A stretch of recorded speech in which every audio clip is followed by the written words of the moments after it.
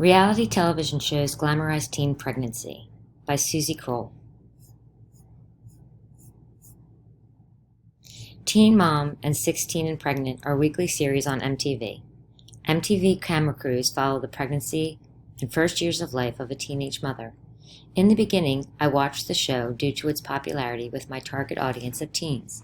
The crew left little to the viewer's imagination when it came to all of the irritations, pains, relationship drama, parental drama, and birthing process.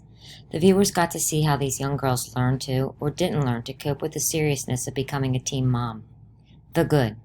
There were angry parents, sad parents, and even parents that were very celebratory of the impending newborn.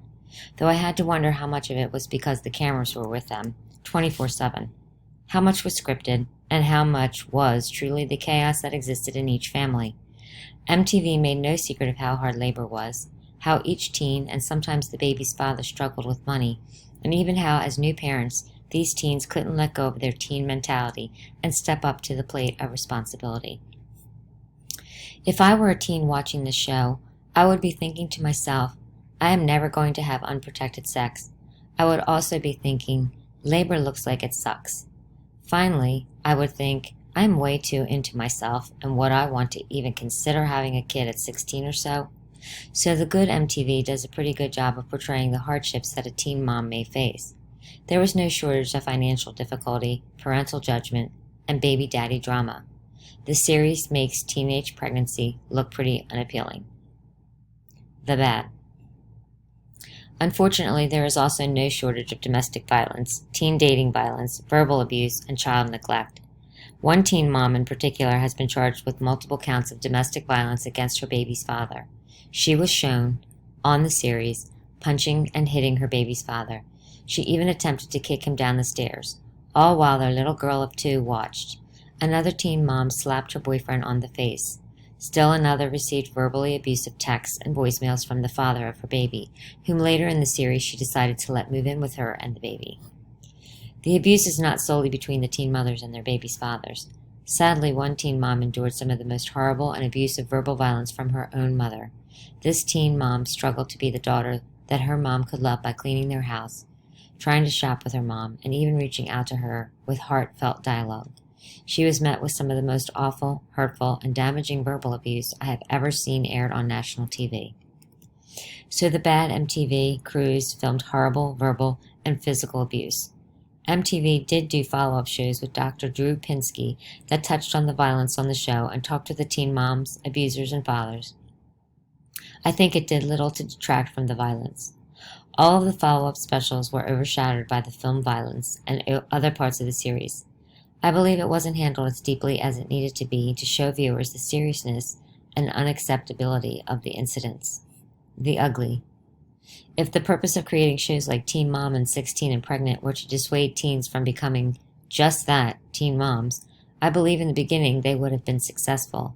The series showed, to the best of its ability, the ups, downs, and struggles of becoming a teen parent. MTV illustrated the loss of friends, personal time, sleep, a childhood, money, relationships, and even not graduating from high school very clearly. Regrettably, these shows had huge side effects. The public demanded to know more. We didn't want to end with these girls saying they wish they would have waited to become parents. No, we wanted to see what happened next, who they ended up with, how the babies were doing, and if certain situations resolved themselves. This created a media frenzy. These girls became celebrities in what seemed to be overnight. Their faces were plastered all over the supermarket tabloids, and still continue to be.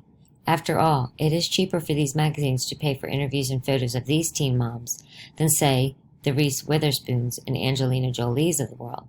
Suddenly, these girls are rubbing elbows with Bristol Palin and other celebrities. They are having what looks to be storybook weddings, immortalized in tabloids with beautiful dresses and flowers.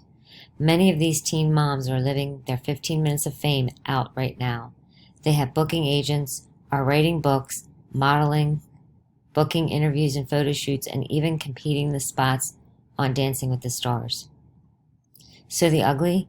If I was a teen and I was seeing this, unexpectedly, teen pregnancy looks pretty glamorous.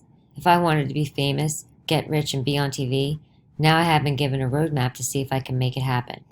If I was faced with single parenthood, welfare, no education, and life in a small town, the shining lights of MTV and Hollywood would be too tempting to pass up. Suddenly, the hardships don't look so hard. MTV's message of safe sex and education is lost among the glittering lights of the paparazzi, booking agents, and nice paydays. Even more so, the violence, domestic, teen, and verbal, are completely lost in the flurry of makeup artists, TV interviews, and Hollywood glitz. I completely disagree with making domestic and teen dating violence look like a small price to pay for fame, fortune, and forgetting about the most important thing, the babies.